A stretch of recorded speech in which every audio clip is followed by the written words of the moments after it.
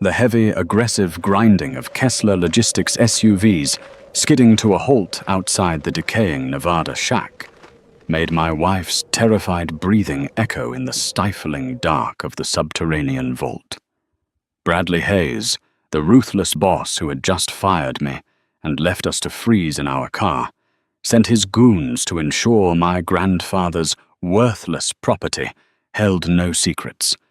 He had no idea that we were crouching directly beneath their steel-toed boots, desperately clutching a heavy nylon backpack stuffed with millions of dollars in raw palladium ingots and the original 1988 core samples that would send his entire corporate empire to federal prison.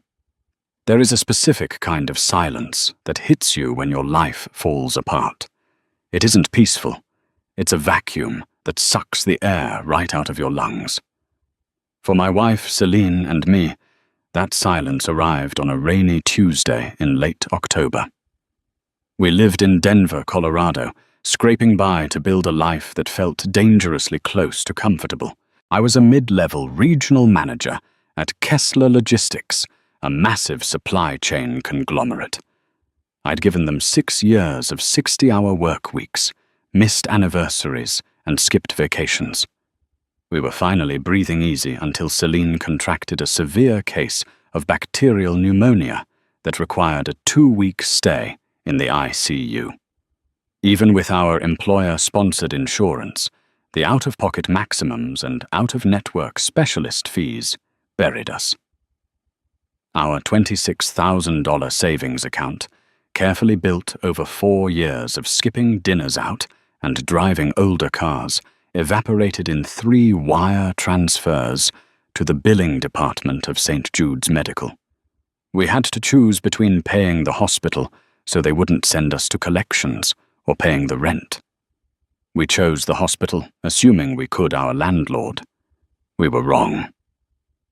Greystone Property Management didn't care about Celine's oxygen levels or my perfect payment history over the last 3 years. We were exactly 22 days late on rent when the notice was slapped onto our door. But even then, I told Celine not to panic. My quarterly performance bonus at Kessler Logistics was scheduled to pay out that Friday. It would be enough to cover the back rent, the late fees, and buy us a month of breathing room. Then came the meeting. My direct director, a ruthless corporate climber named Bradley Hayes, called me into his glass-walled office overlooking the Denver skyline. Bradley was a guy who wore $400 loafers and smiled with just his bottom teeth. Sitting next to him was a woman from HR I had never seen before. "Matteo, please sit," Bradley said, not looking up from his tablet. I didn't even get to the chair before he dropped the axe. They were doing a strategic realignment. My position was being eliminated, effective immediately. "Bradley, my bonus vests in 3 days," I said, my voice cracking. I abandoned all my pride right there on the carpet. "My wife just got out of the ICU. You know this. If you terminate me today, I lose the bonus. Please, let me stay until Friday. You can demote me. You can put me in the warehouse. Just let the bonus clear." Bradley finally looked at me. His eyes were completely dead. "Company policy is clear, Matteo.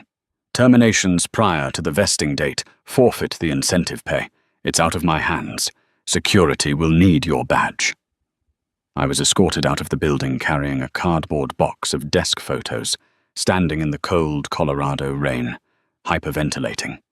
I had 0 income, 0 savings, and 3 days to vacate our apartment before Greystone Property Management sent the sheriff to physically remove our belongings. When I got home and broke the news to Celine, she didn't cry. She just wrapped her arms around my neck, still weak from her illness, and held me. We spent the next 48 hours frantically selling anything of value on local apps. Our television, my guitar, Celine's engagement ring, just to pay for gas and food. We had nowhere to go. My parents had passed away a decade ago, and Celine's family was estranged. We were entirely on our own, staring at the prospect of sleeping in the freezing Denver winter in our Civic. On the final night, while packing up a plastic bin of old tax documents, a weathered manila envelope fell onto the floor. I picked it up, staring at the faded handwriting. It was from my grandfather, Victor Pendleton. Grandpa Victor was an enigma. He had been a brilliant structural engineer in the 1980s, working for some of the biggest mining operations in the American West.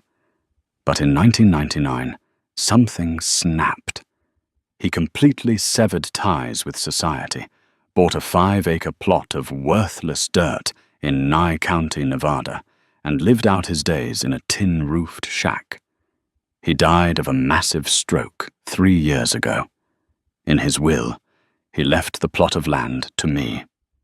At the time, a real estate agent told me the land wasn't even worth the cost of the property taxes. It was just rocks, scrub brush, and a decaying cabin 40 miles from civilization. "What's that?" Celine asked, packing a suitcase behind me. "A deed," I muttered, tracing my thumb over the Nye County stamp.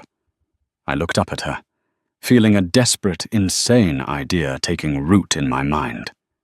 "Celine, we have a house. It's a shack in the middle of the desert, but it's ours.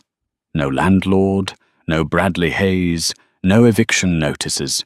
She looked at the paperwork, then at the freezing rain lashing against our apartment window. "How far is Tonopah?" 14 hours, I said. She zipped, clear's throat, up her suitcase. "Let's go." We drove straight through the night, crossing the desolate, moonlit stretches of Utah, and down into the barren basin of central Nevada. By the time we hit Highway 95, the sun was rising, baking the earth into a blinding, cracked white landscape. Our Civic's AC had died somewhere around Salt Lake City, and the heat was already suffocating.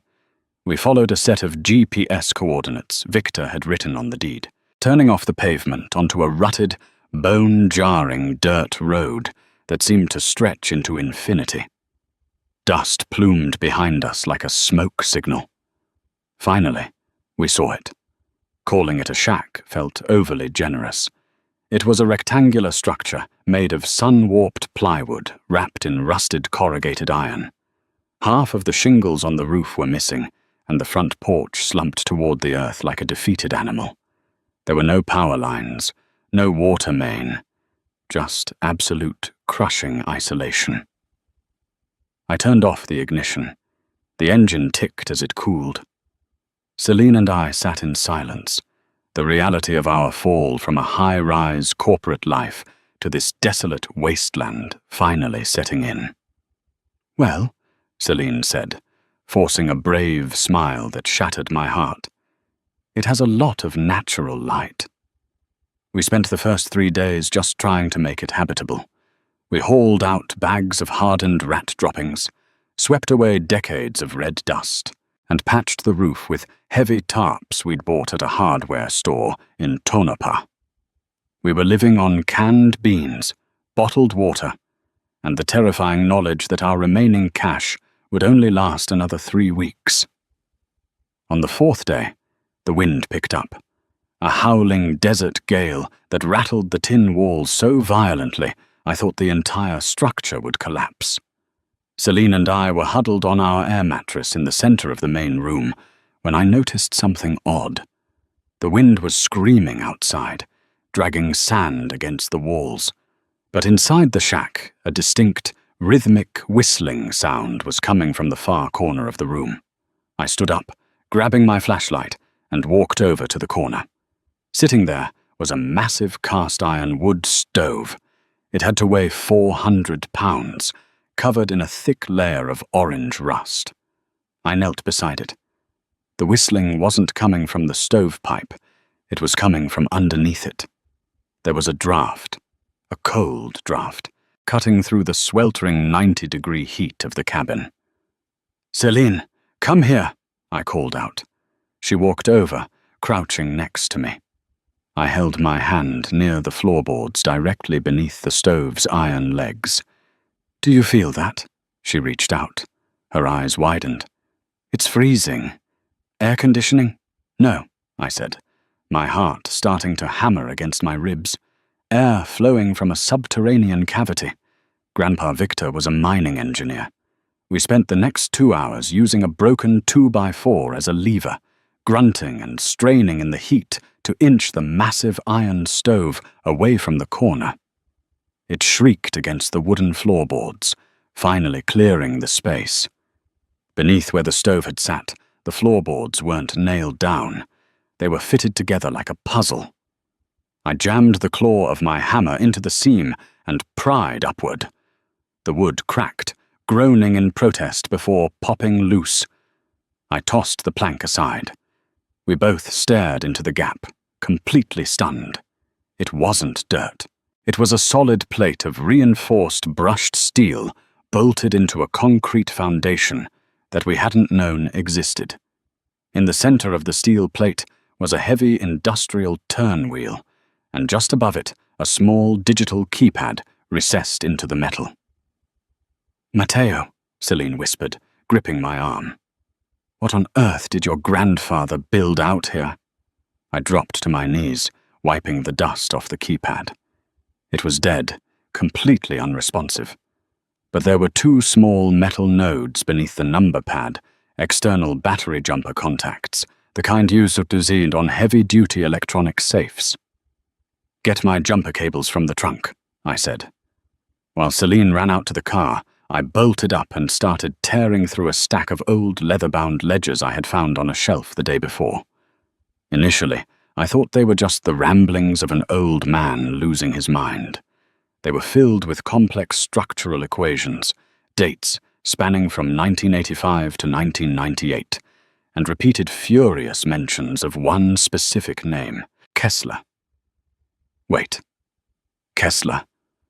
I froze, my finger hovering over a page. The same Kessler Logistics that had just fired me. I read the frantic, jagged handwriting. They think they buried the liability.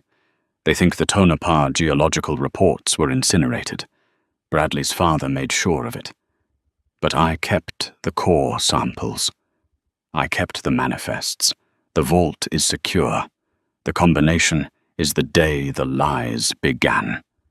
My blood ran ice cold.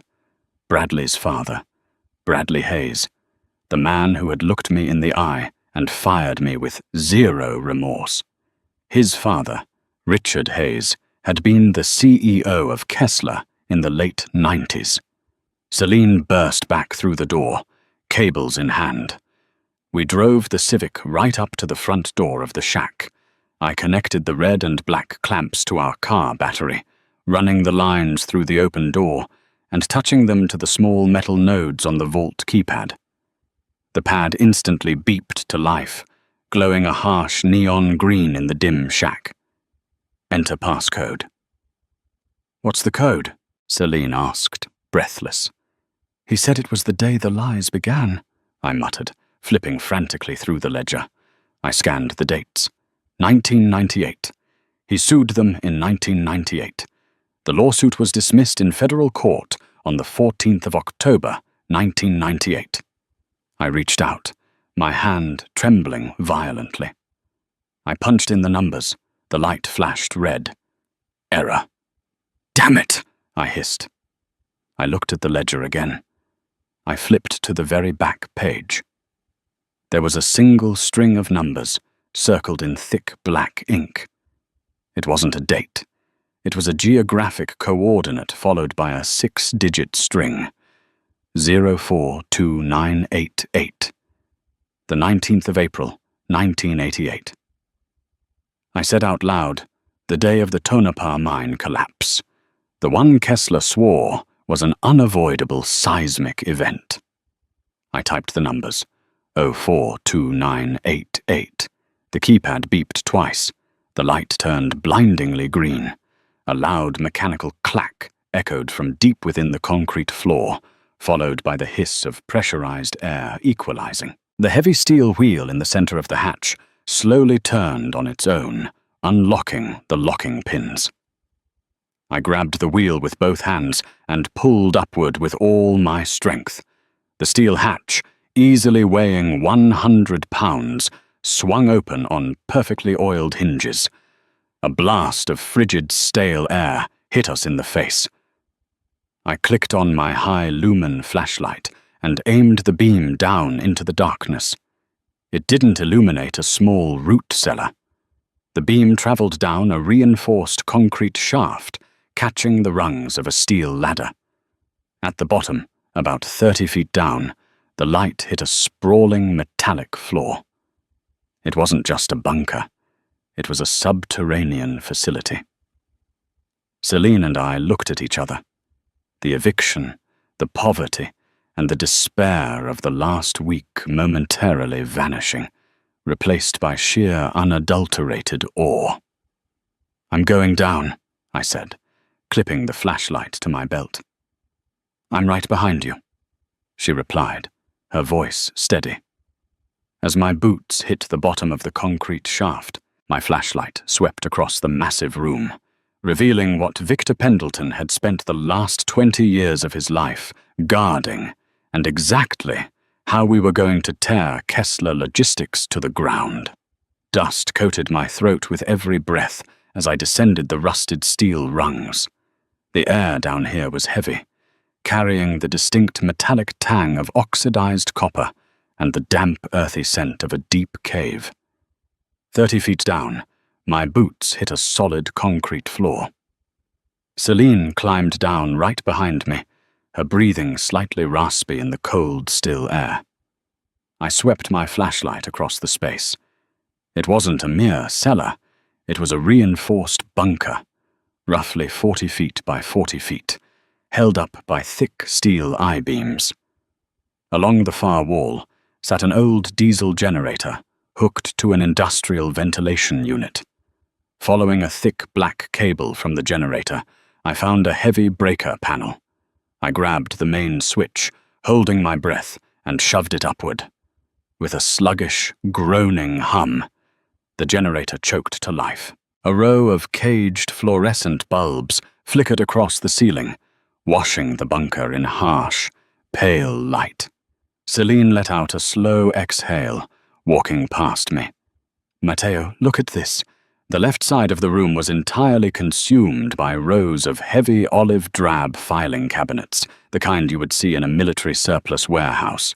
Beside them sat a massive oak drafting table covered in curled, yellowing topographical maps of the Nevada desert. But it was the center of the room that drew my attention. Sitting on a reinforced steel workbench were 6 transparent, thick acrylic tubes, each containing cylindrical columns of solid rock. They were geological core samples. I walked over to the first tube. A brittle piece of masking tape was stuck to the side, bearing Victor's jagged handwriting. Sector 4, Tonopah, 200 feet, fatal fissure. I moved to the drafting table, pulling open a thick leather-bound binder. The pages inside were filled with dot matrix printed memos. I ran my fingers over the faded ink. It was a paper trail. Dozens of internal communications from Kessler Logistics, dated 1987 and 1988. I read the top memo, my eyes locking onto the signature at the bottom. It was signed by Richard Hayes, the former CEO of Kessler and the father of the man who had just destroyed my life. The memo explicitly ordered the continuation of blasting in Sector 4 of the Tonopah mine, overriding 3 separate structural failure warnings submitted by my grandfather.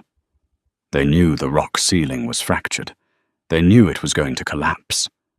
But a secondary memo buried 2 pages down explained why they risked it. They hadn't just found iron ore.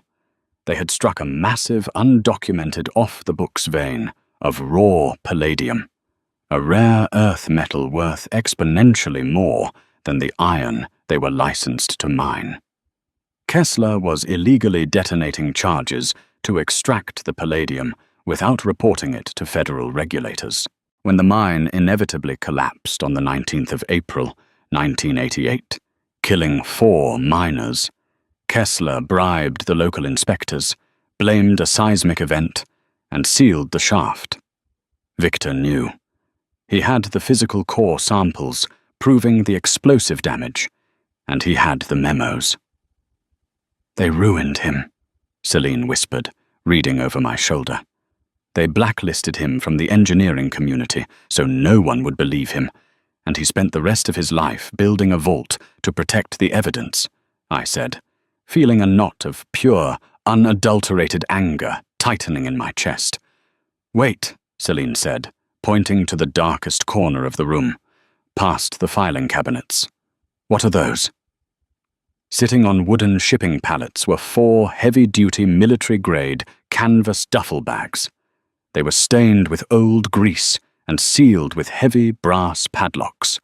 I grabbed a crowbar resting on the drafting table, walked over to the first bag, and wedged the forged iron claw under the padlock's shackle. With a sharp, violent twist, the brass snapped. I pulled the heavy canvas zipper back. It wasn't paper. Inside the bag were dozens of dull, greyish-white, rectangular blocks, each roughly the size of a thick paperback novel. I reached in and grabbed one. The sheer density of it nearly pulled my wrist down. It weighed easily 10 pounds. It was a smelted ingot. Victor hadn't just stolen the paperwork before he fled. He had stolen the refined palladium Kessler was trying to illegally extract. He had bled them dry of their illicit profit and buried it under a shack in the desert. I wiped the dust off the top of the ingot. Stamped into the crude metal were the numbers 99.9 purity. "Matteo," Celine gasped, her hands covering her mouth. "How much is that?"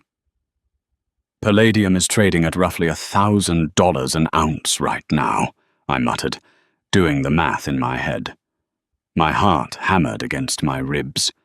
Each of these bars is 160 ounces. This single bag, it's worth over $1 million. There are 4 bags. We weren't just saved. We possess the financial ammunition to go to war. Gravel crunched violently outside, shattering the heavy silence of the subterranean vault. The sound echoed down the concrete shaft, cutting through the low mechanical hum of the generator. It wasn't the light, skipping sound of a lost hiker's sedan. It was the heavy, unmistakable, aggressive grinding of thick all-terrain tires skidding to a halt directly in front of the shack. Celine and I froze, the thick canvas duffel bag sitting open between us.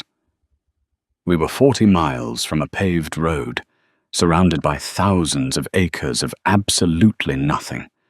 No one just happens to drive by. Heavy steel-toed boots slammed onto the wooden front porch overhead. The decaying floorboards creaked under the weight of at least 2 large men. "Kessler!" I hissed, my throat instantly going as dry as the desert above us. The county records, the deed transfer in Denver, it must have triggered an automated alert in Kessler's legal department. They kept eyes on this land to make sure Victor's delusions died with him.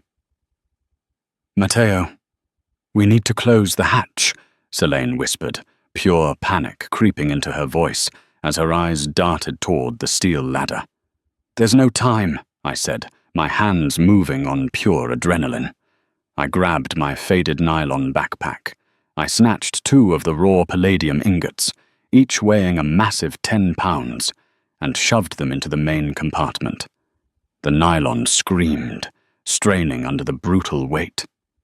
I grabbed the heavy leather binder of 1,988 memos, shoving it in right beside the metal. If we climb up there now, we're dead.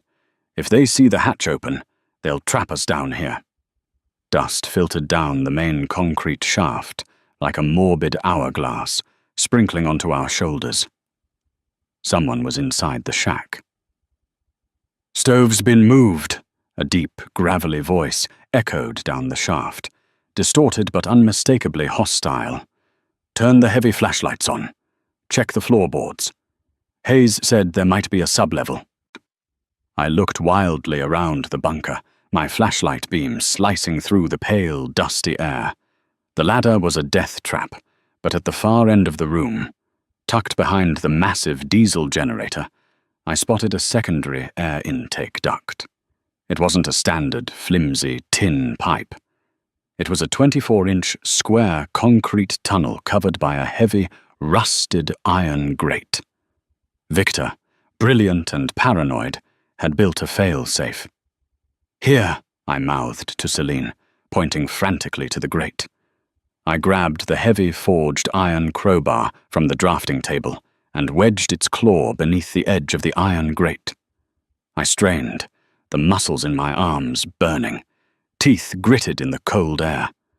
The rusted bolts held for a terrifying second, then shrieked and gave way with a sharp crack. I pulled the heavy grate aside, exposing a pitch-black void.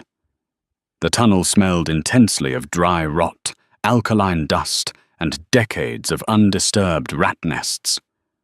Over here, floors pried up. "There's a hatch," a second voice called out from the cabin above. The heavy clanking of the steel wheel turning echoed down to us. "Go, now!" I pushed Celine toward the tunnel. She dropped to her hands and knees, hesitating for only a fraction of a second before crawling into the suffocating darkness. I followed immediately, dragging the impossibly heavy backpack by its top handle, and managed to pull the iron grate back into place just as a blinding beam from a tactical flashlight cut straight down the main shaft, illuminating the bunker floor. We crawled on our stomachs, elbows and knees, scraping against the jagged, unpolished concrete. The tunnel was suffocatingly tight, pressing in on my shoulders. The stale, dead air made my lungs burn with every shallow breath. I could hear Celine's jagged, terrified breathing just ahead of me, her boots kicking up thick clouds of decades-old dust straight into my face. I focused entirely on the rhythmic scuffing sound of her jacket against the concrete, forcing down the rising primal claustrophobia that screamed at me to stand up.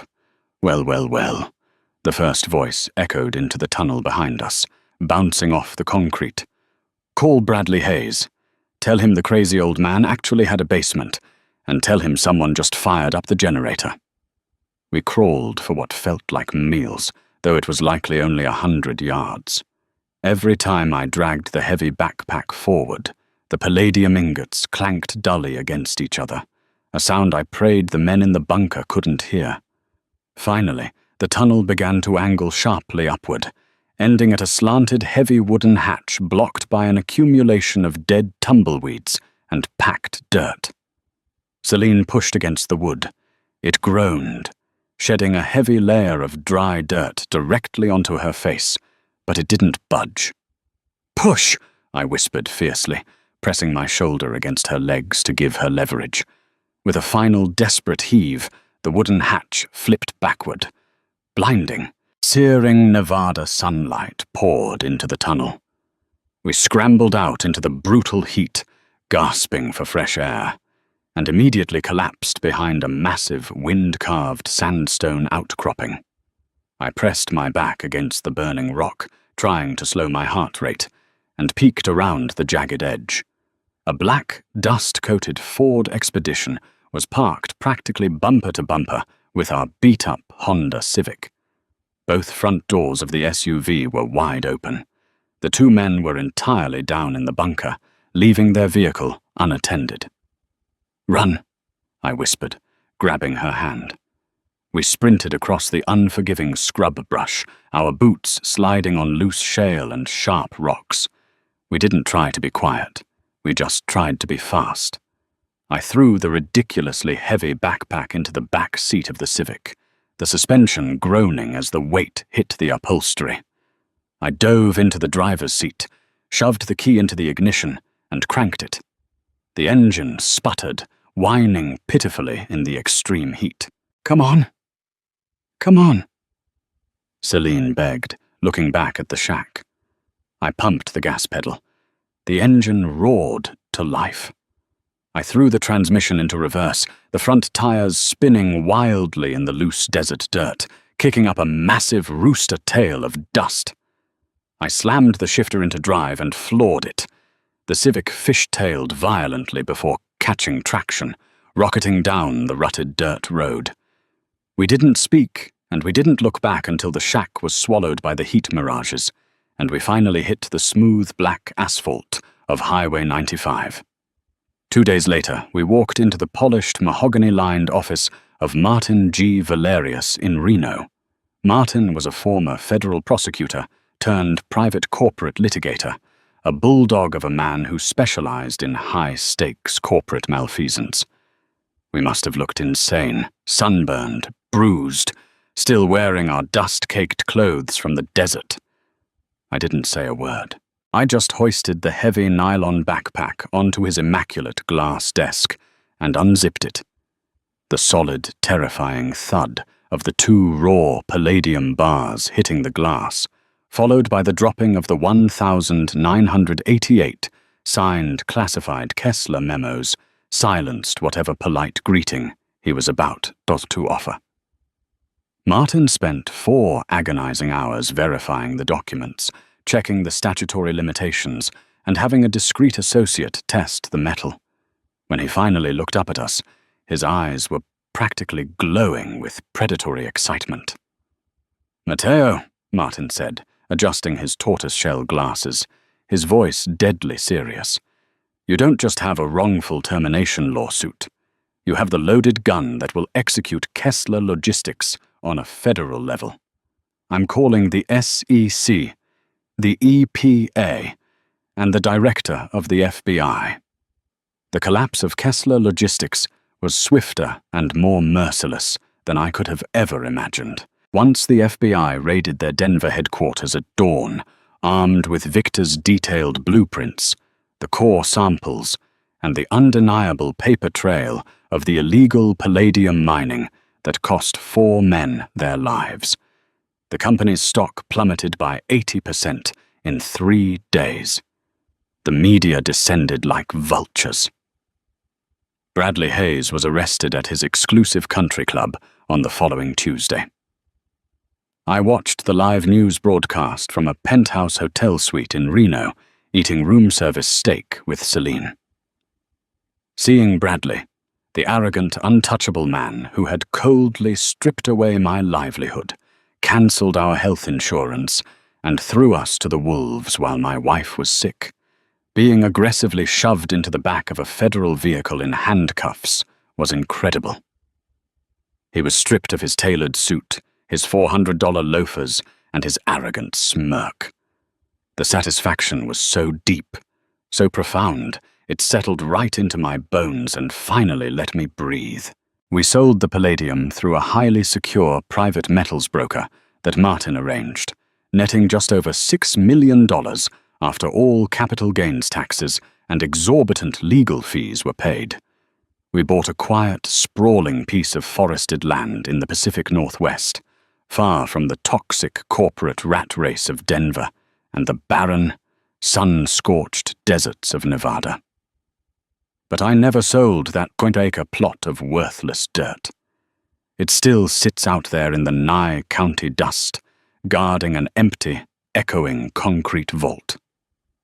It remains a silent monument to a brilliant, crazy old man who played the ultimate long game and the rusted iron door that gave us our lives back. If this story of surviving the bottom and fighting back against ruthless corporate greed resonated with you, please hit that like button and share it with someone who needs a reminder that the underdogs can still win. Don't forget to subscribe to the channel and turn on notifications for more crazy real-life stories of hidden secrets, incredible discoveries, and ultimate revenge. Drop a comment below. What would you have done if you found that vault? See you in the next video.